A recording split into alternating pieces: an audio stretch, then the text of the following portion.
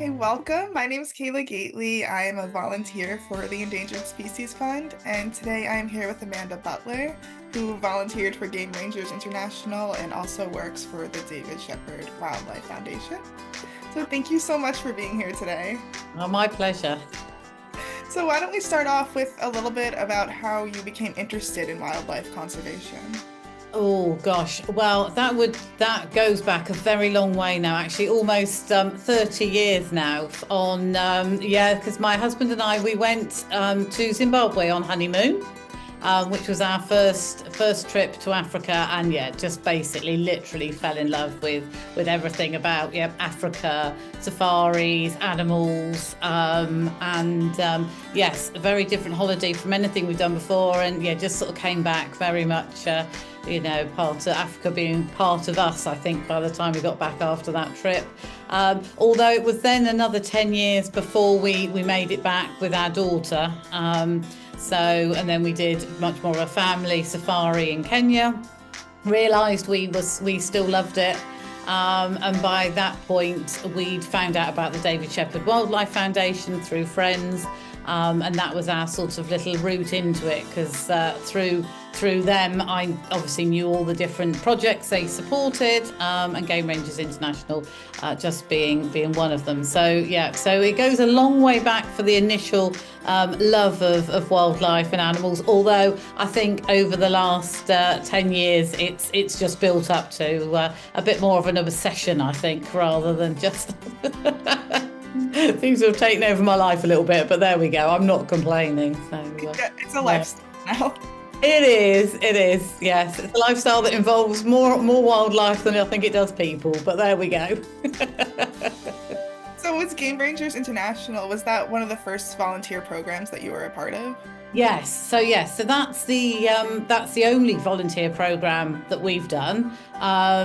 So we were going on holiday to Zambia, just as a safari holiday, and said, well, actually, as we're there, it would be really nice to see a project in action, because at this point I was busy fundraising for the foundation back in the UK. So it's obviously always really nice when you're fundraising if you've got more of a personal insight into it as well. So this would be really good. Might be able to get some videos and a few bits of photographs, and and use that for my fundraising going forward. So we reached out, and that was 2019 was our first visit. We were literally just on holiday. We spent a day at the nursery, which at that point was in Lalai Lodge, and then we also then travelled out to Camp Phoenix, Kafui, spent one night there, and literally that was it for GRI on that trip.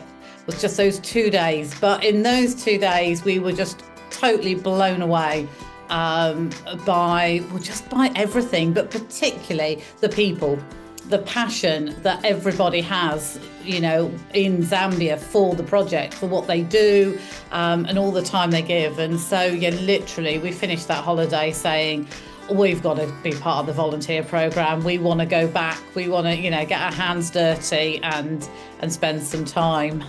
So we booked straight on, and it should have been 2020, but obviously the world shut down in 2020. It was 2 years before we got out. So we went out in 2022. By which point the actual program had shifted focus to its new holistic approach of the 3 camps. And so this time, obviously, we spent a week. Interestingly, we spent a week sleeping in Lalai Lodge, but the elephants had already moved to Lusaka National Park. So we were in between the two. So it was an interesting transition to see. The elephants were very happy. We were quite lonely in the camp without any elephants, may I say. It was our first trip to Musa, which is, I think, really interesting to see the bare roots behind it. So, you're not looking there at the elephants and the protection of the wildlife per se, but you're looking very much more at the resources and the people there. So that was a really interesting week. And then obviously we then went out to go and see the elephants that had grown up from 2019, because that's always the amazing thing. Every time you go out, they're always that bit older, and if you see them as infants in the nursery, by the time your next visit, they're generally, up with the pre-release herd, and you're thinking, oh my goodness, they're growing up. So I think they become a little bit like your children. You do begin to sort of feel like you're following them along, and so 2022 was our actual volunteer program. Yes, that's great.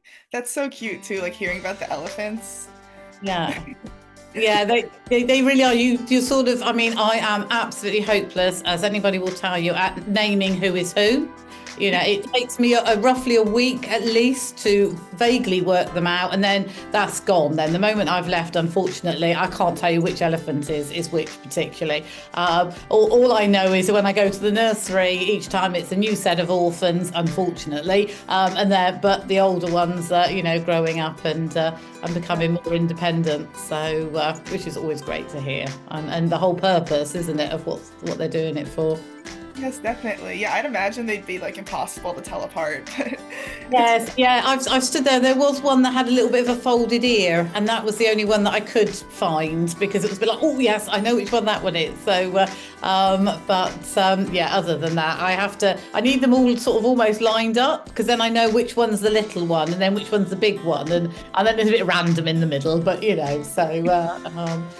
but they always seem to have their own personalities, I think. If you sit and, watch them for long enough, there's definitely, personalities just like children, I think. So, Oh yeah. Yeah, I was talking to someone else who was saying they all have their own personalities. Like some of them have more attitude. Yes, yeah, a bit of a push here, a bit like a big brother pushing them out of the way. It's my turn to, get to the water, or I want that browse, or, and then you always get the little one that sort of holds back a bit, it's a little bit shy, because they're all a bit bigger than me, so it is absolutely amazing, I think, the fact that the guys can give them such a start in life. That means that they can then, when you see the stories of those that actually are out released wild, that they can actually manage to nurture from orphan stage to release stage, and then have the skills needed to survive in the wild. I mean, I think it's just absolutely phenomenal. It goes beyond the milk and the care and the warmth and the food. It goes beyond all that, which I think is really hard to understand unless you're there, I think, 24/7, and phenomenal job they do. Yeah, definitely. And you guys too, the volunteers that are helping out. Well, I guess it's good in that not only, I mean, from a personal point of view, you learn so much, you develop. It doesn't matter what age you are, I think you approach it differently depending on your age, but I don't think you're ever too old for it, because everybody is great at, letting you do what you can do. I will say I am definitely not the best with a spade and a wheelbarrow. That is definitely probably not my forte, but you give it a go as much as you can. But if you couldn't, it doesn't matter. You can do other things there to help. So you personally develop yourself, you learn so much. And the more people obviously that go, then the more we can take all this information back and spread the word further. So yeah. Yeah, and it's amazing that there isn't really like an age limit, except maybe like regarding like too young, but there's no like age limit, for being like too old per se to. Absolutely, yes. I think you've got to, and okay, so maybe you need to be young at heart as well, or you want to do it. But I think it's worth everybody knowing that actually there isn't an age limit, and you can go out and be as useful. And I think actually just going out and showing your support for the local people, and telling them how much you appreciate what they are doing gives value to what they do, because it is obviously a hard job. It's hard times, sometimes it's if there's a drought and all the things that go along with making life there much harder to live, I think, than we fully understand. So I think sometimes literally just going out and and saying, this is brilliant, this is amazing, you're awesome, hopefully just adds to the value that actually I am doing something good, even when it's tough. So yes, I think amazing team. That's all I can say. And did you get to go and work with, people in the community as well as the animals? So yeah, so we went. Schools were shut when we went, so we didn't go to work with any children. But we did go to two community villages, where the ladies attempted to teach us how to make bread. And I do say attempted because yes, there was quite a lot of hilarity. The first one did these very clever sort of almost like croissant style rolls, and mine looked nothing like it. So they still tasted fine, but they looked nothing like they were supposed to. So I don't know that any of the ladies were quite willing to take me on as a member of their team. But yes, we did. It was good. We got to see them, sort of making a difference. So yeah, we went to one village that has a bakery, and I do have a bit of a soft spot for Zambian bread rolls. They are like no other bread rolls I've ever tasted anywhere else in the world anyway. So I was pleased to see how that was done.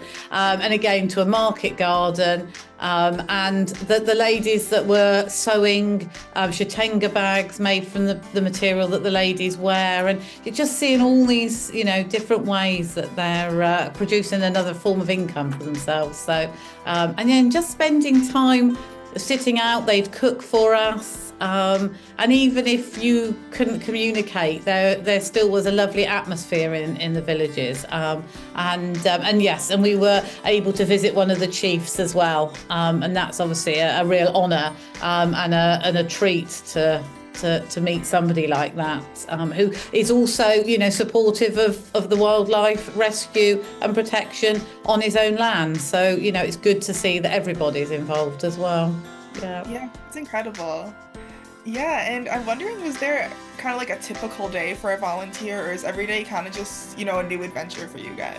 I guess it is each, because it's done in the holistic approach.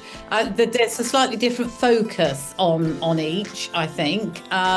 So no, it was always very much sort of get up. If you're at the nursery site, it's getting up, it's making the milk to take out to the orphans, giving them a clean out, which, actually I hadn't realised the difference between cleaning out a baby elephant to clearing up after a much older elephant. So there's a bit of a shock comes there when you're actually having to clean up after an older elephant, which was what you would do at the release facility. And when we were in Musa, where obviously there were, no rescued elephants, there it was much more about sort of research and going out. And for us, we were trying to track down a wild herd as part of the trauma study that's going on at the moment. So, and actually that's really interesting, or certainly for us, we like, those sort of things, what's the next step? The next step is to, find out more about how different rescued elephants might be from wild elephants. How much does the trauma affect various things, for them? So yes, we didn't actually get round to finding what we needed to do, but it was always good to go and drive round a Kafui National Park. So so there probably isn't really. You cater for yourself, so generally meal times are generally the same, and of course it gets dark early, so it's early to bed so that you can be up and out, quite early in the mornings, I have to say, but that's fine. That goes with the territory. Before we continue, I'd love to ask you a small favor. If this story touches you, please like and subscribe. It may seem simple, but it really helps spread inspiration, so more people can step out and make a difference in their own lives. And if you'd like to learn more, the links are at the end and in the description below. Now, let's hear more of this journey. And did you have a favorite part? Do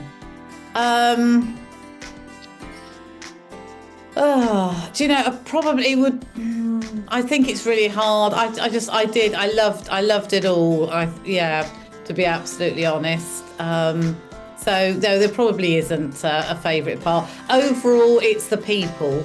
Really, I do love spending time with the people. Very welcoming, very happy, and so yeah, that always makes me feel good. So yeah, spending time. So no, I just think I loved it all. Absolutely, yeah.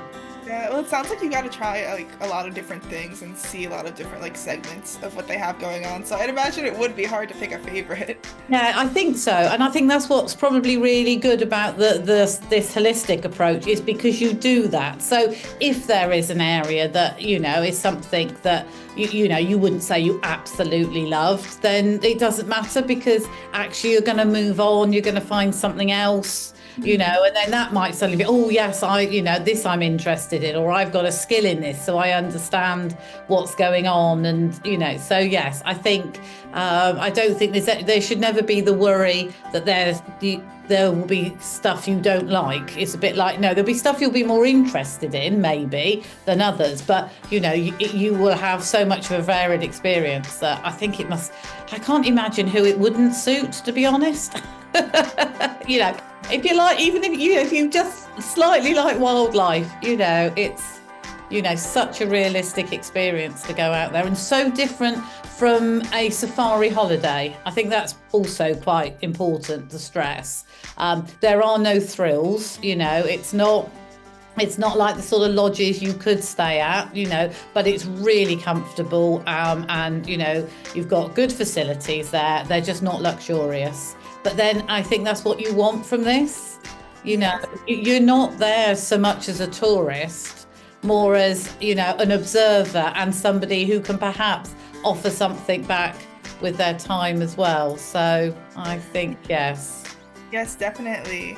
Would you be able to talk more about, the facilities there and kind of like the rooms and stuff for anyone that's... Yep. So they're all tents. But they are tents with beds, which I must admit, I don't quite know why, but I guess my own camping experience has always been a blow-up mattress on the ground. So to actually have a lovely wooden framed bed is great. So you're not on the hard floor. So there is shared facilities separate from your tents. You don't get your en suites there, but you've got toilets, you've got wash basin, you've got showers, so that you can go and use. And then in most places, the kitchen is more of a shared area, and it is different again on all three camps. So the Lusaka National Park being the newest location. So we actually haven't stayed in that, but the tents look lovely, very similar to the ones at Camp Phoenix. And they've got a really nice new kitchen area. Whereas Camp Phoenix has this lovely roundel kitchen area, which is much more open, but it's got this lovely, sort of thatched top to it, and it's nice and round, and it's all about sort of communal area there. You've got seating, so on your downtime you can sit out. You get solar lights, you get a big trunk that you can lock if you've got any valuables. And often a chest as well sometimes, and then the most important thing is a chair to be able to sit out and watch the wildlife as well. So so the facilities are absolutely great. So Yes, thank you for sharing that. They sound great. Yeah. Like I said, nothing luxurious, but really comfortable. So, and plenty of, and sheets rather than sleeping bags, sheets and pillows, and plenty of blankets if you're at a time when the temperature dips at night. So some of the coziest blankets I think I've ever had, I have to say, but it was a bit too chunky to put in my case to come home, so it had to stay there. But so you won't get cold, that's for certain. So. Yes, that's great. Great to know. Were there any challenges that you faced while you were there, and how did you overcome them? So travel can be a bit of a challenge. You've got a real mixture. I think, don't set your expectations on having a luxurious ride from A to B.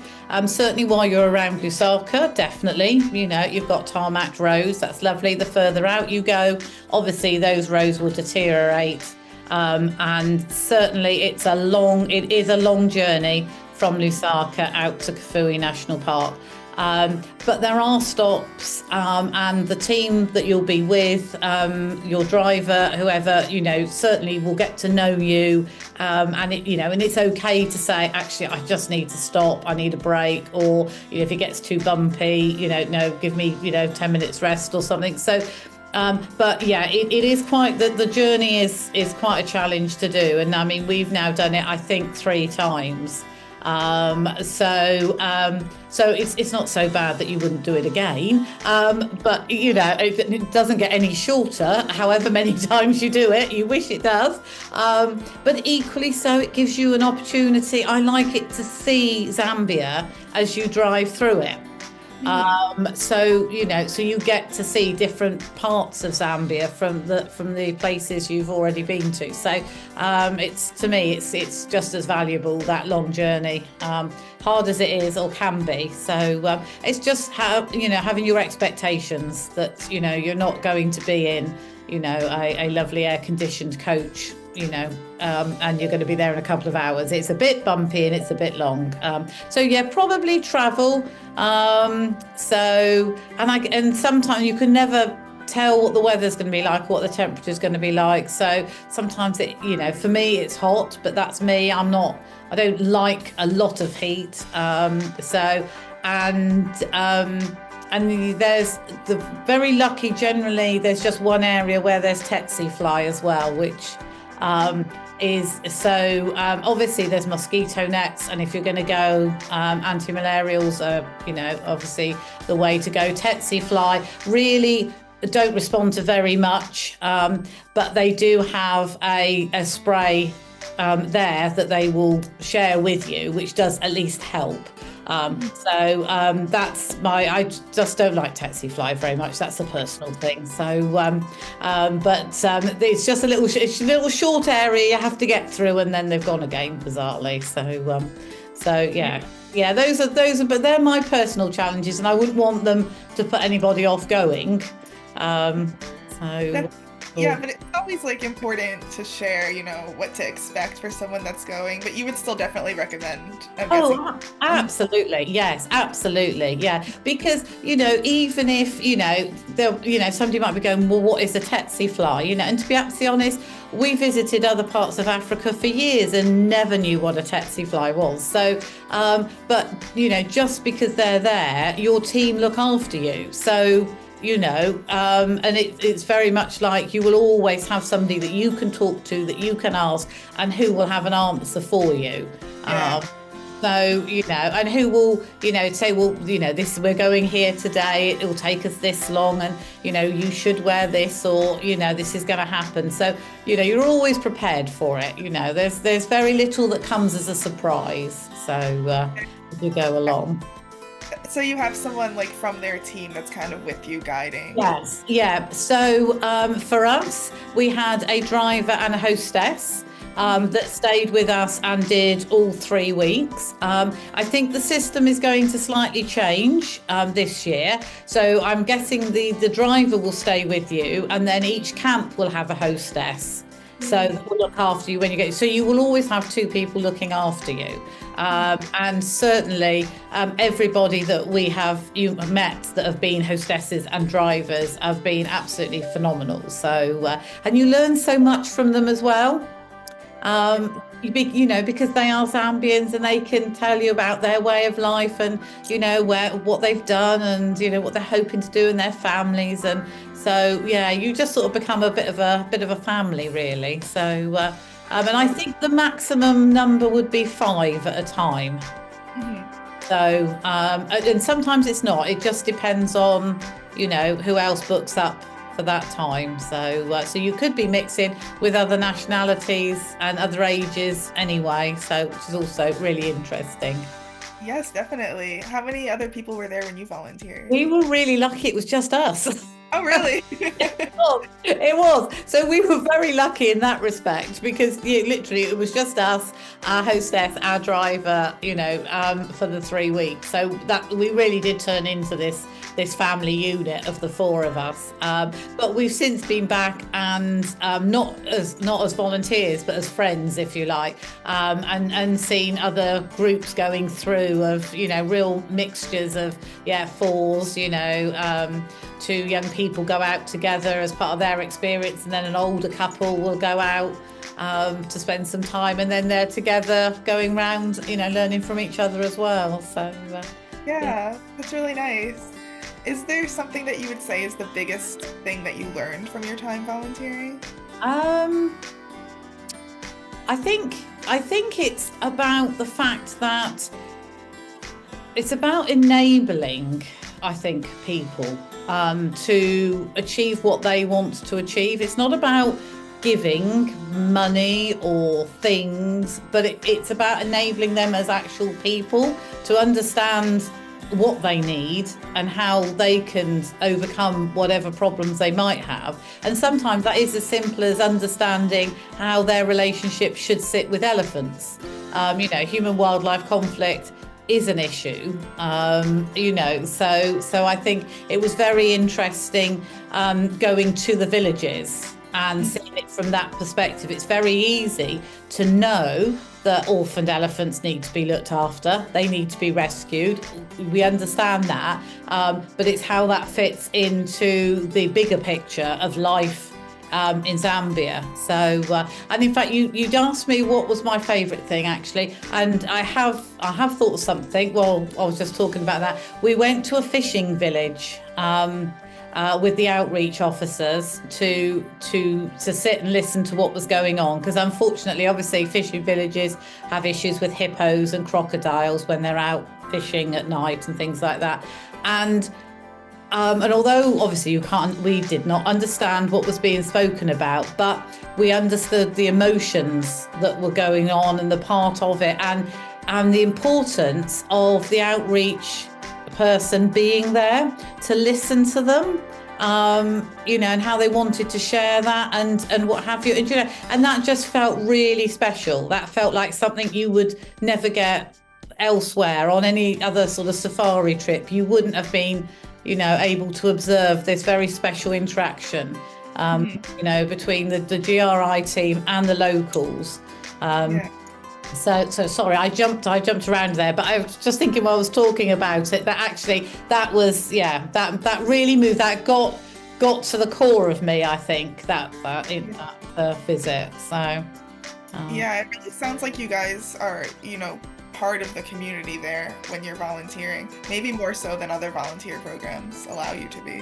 Yeah, maybe I don't obviously have anything to judge it by, but you certainly feel it. And when you visit whichever village you're visiting, they do make you feel very welcome. So everybody will come out to see you, and they will make sure that you're looked after, and yeah, very much they want you to come in and see their village and see what they do, rather than it just being, it's another group of visitors, which you sometimes get in more tourist areas, perhaps. Yes, very much part of it. Yeah, well, I'm glad that you kind of had that welcoming environment and that, good experience. And yeah, I'm wondering now, from going on a safari to actually going to volunteer, has your perception of wildlife changed at all? I guess I think we've always loved all wildlife, and we've always known that actually it doesn't, you don't have to look out for big things, you can appreciate the smaller things. I think it's probably made us appreciate environments a lot more, because if you are on the edge of Kafui near the lake, and where it's been so dry, the lake has literally disappeared out so far you can almost not see it. So I think it's made us much more aware that environments play a big part in the life of the wildlife as well as the people. So I think sometimes when you then go out looking for animals or wildlife, it's a bit like, well, actually, I'm not going to see any because there's no water here for them. So those sort of expectations of how harsh it is for them, out there. Yes, definitely. Yeah, environment is a huge part of it too. And were you always interested in elephants specifically, or was that kind of just something? That was completely by accident. So it literally was just getting involved with the David Shepherd Wildlife Foundation as a sort of volunteer fundraiser 10 years ago. So just starting to do bits and pieces to fundraise for them. So friends just started to buy me things that had elephants on it, so literally there isn't much in my house that hasn't got an elephant on it, it has to be said.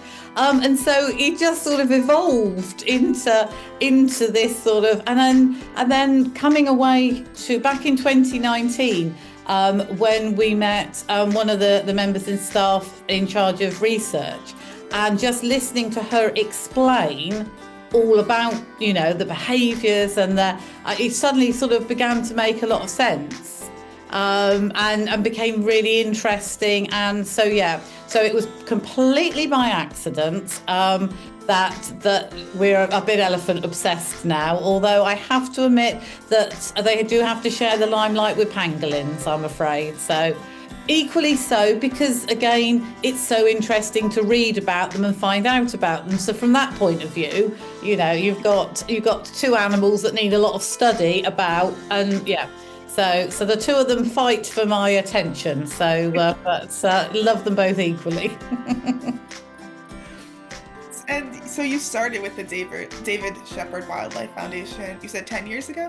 Yeah, so 10 years ago I started just volunteer fundraising for them, and doing, I'm sort of known for doing things that are just completely slightly wacky, and not quite normal, and that just gets people's attention. And then I've also, at the moment, I'm working for them as an environmental educator. So I'm a retired teacher. So I go into schools and talk about endangered animals and conservation. So at the moment, so I haven't always worked for them. but I've always fundraised for them. So yeah, okay. So you went from being a volunteer to working for them. Yeah. So there's that, and then I do a few odd wacky things for GRI as well along the side. I mean, obviously their Elephant Epic, the amazing cycle ride that everybody does, went virtual across the world during COVID. So that just allowed me to do some really silly things, like my first one was 75 hours sponsored silence. Wow. I know. And the thing is, as you can tell, I do like talking, and obviously my job is talking. So everybody thought that was highly hilarious, but it did work at raising quite a lot of money. So that was good. The following year, I crocheted 75 little toys, little animals, and even had to crochet while I was volunteering, because I needed to keep it up every day. So you would find me in camp, busy crocheting away. And then I also did a 75-kilometre non-stop walk. Oh my gosh. I know. That was maybe pushing me to my limit, I have to say. That's impressive. I'm one of these people, the ideas are great when I come up with them, and then when I'm in the middle of them, I do sometimes wonder what I've let myself in for. But that was a good fundraiser as well. So and then the other thing that continues is I do an online bingo game as well. So we've had people in Zambia taking part because it's online. As well. So all this, it can, if you want it to snowball, it can. So, like yourself, you're obviously doing other things as well, to support the GRI from the USA. So I think when you find an interest and a passion, then there's lots you can do with it. Yeah, and I love that sense of community too, that you're able to kind of grow within it and try different things.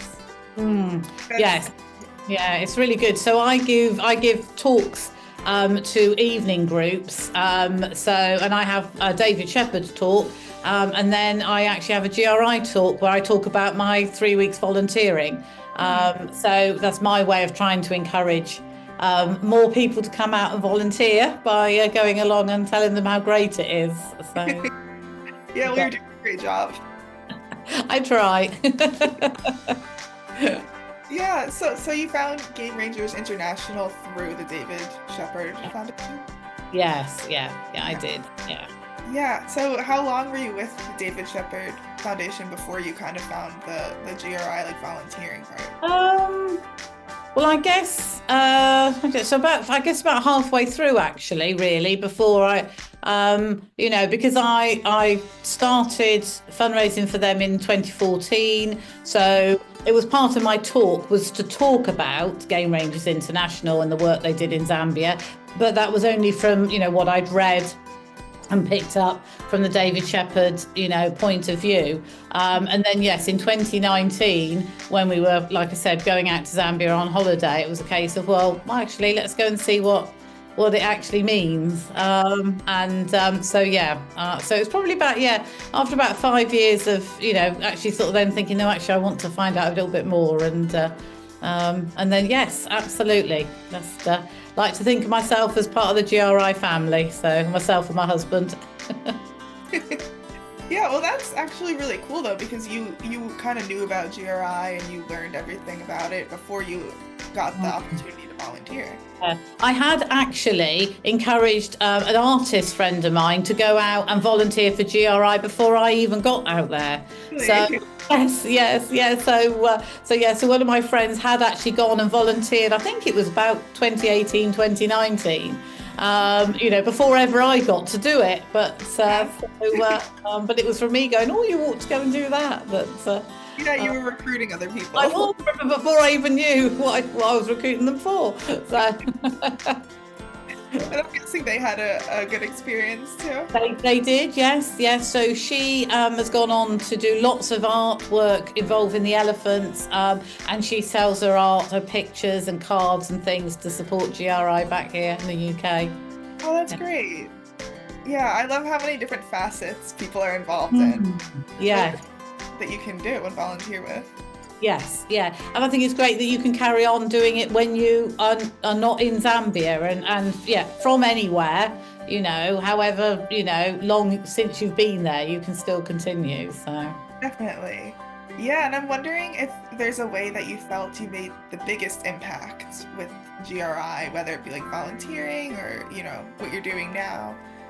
I would imagine just continuing to make sure people know about GRI. I think that's probably, the biggest impact. I'd like to think by going out there we helped when we volunteered, but actually probably keeping it alive in people's minds for longer, I think is probably really useful, because you never know who's going to remember it in the future. They might not act upon it now. But there might be something that they act upon later on in life, or that they then pass the information on to somebody who does want to. So, yes, I think it's good to, when you've had that experience, to then share it beyond. I think that's where you can make a real difference. Yeah. Definitely. That makes a huge impact. And then for anyone that is interested in volunteering, is there any advice that you would give them? Do it. Do it now. Sign up this minute. Just don't, whatever. If you've got concerns, then when you email the team, share them, ask the questions. Don't think that they're going to be a barrier for you to go.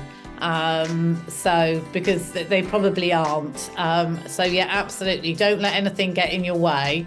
Go and enjoy it. For sure. So that would be my advice. Just get on and do it. Let's do it. Let's do it. What was the application process for you like for actually volunteering? Effectively, I think we probably ended up doing it twice, because we obviously did it before the first time we went, but even then, fairly easy actually. And I can't think, because it is a few years ago now, I think the second time it was all done online. And in fact, the second time was easier than the first time. So, definitely. So, that doesn't. And I would imagine that, some people don't like doing things online. Again, I think you get in touch with the team and just say, actually, I don't like computers. It doesn't work for me, and there'll be ways around it. So again, it shouldn't faze anybody. Yeah, it seems like pretty simple process to be able. I think it is. So, and I think maybe that's also the message. You go out there, and I think you'll find yourself overcoming you know, a lot of not necessarily fears, but worries, and finding a part of yourself that perhaps you didn't know that you had, that you were capable of. So when you're out there, so you know, maybe just sort of reaching an inner person when you're out in that environment. So which is very away from all the modern technologies and the speed and the hustle and the noise. You know, you're in a different place to soak up a different feeling, I think. Yes, definitely. Yeah, and I'm wondering, you seem like someone that really likes to try new things and kind of like, you know, go on a new adventure. Do you think? I do. I can be a worrier and I can be nervous. So yeah. Yes, I want to do. Sometimes it's the drive to. It will be okay. I'm going to give it a go. Yeah. But yes. Oh, don't. Yeah. I can talk with. When you reflect back, you can talk about it like it was no problem whatsoever. But yeah, certainly just as nervous going out as anybody would be. You know. Well, who am I going to be with? What's it going to be like sleeping in the tents? You know. But yeah, I think you just have to know you're in a safe space and you'll be looked after. So yeah, and I mean that's an important point to make too, that like everybody, you know, usually trying a new thing is probably going to feel nervous about it, but like, you had a great experience, and now like looking back, you can like talk about this amazing experience that you had. But yeah, I think that's an important thing to point out as well, that that's normal to kind of feel that way. Yeah. Yeah, and then final question. Is there a biggest takeaway from your time as a volunteer with GRI? I think it's feeling like you're making a difference. I think it's that. It's about the fact that you know, I'm very lucky where I am in my life, in my, you know, my personal life and what have you. So now I can actually do something to help other people and make a difference. And, you know, even if you don't do anything beyond your 3 weeks volunteering, if that was all you ever did, you would still be making a difference. You know, as I said, it's not just about the income that it might generate, but it's also about showing the people, the boots on the ground, how important they are, that you want to go out there and be part of what they do. You know, is a huge boost to them, and that makes a difference. So I think, yeah, taking away from that, actually seeing conservation, you know, firsthand, real world experiences on the ground, I think has made a huge difference. Yeah, it's super important. And even though you're saying like how it's 3 weeks that you're going to volunteer, it sounds like you really got to do a lot in those 3 weeks. Oh, absolutely. Yeah. Yes. Yeah, definitely. Yeah. We'd be here for the rest of the week if I was going to give you a blow-by-blow account. So yeah, so many different things we experienced and saw, and yeah. Oh yeah, 100%. Maybe we'll even do a follow-up interview at some point. Yeah, more than happy to. We do a question and answer session. Q&A. Thank you so much for sitting down with me today and talking about your experience. It was great to learn more about it, and you're a great interviewee. You had a lot to share, and I think all of it is going to be really, really helpful for anyone that's interested in volunteering. Okay, well, that's lovely. It's been lovely to meet you. Lovely to see John again.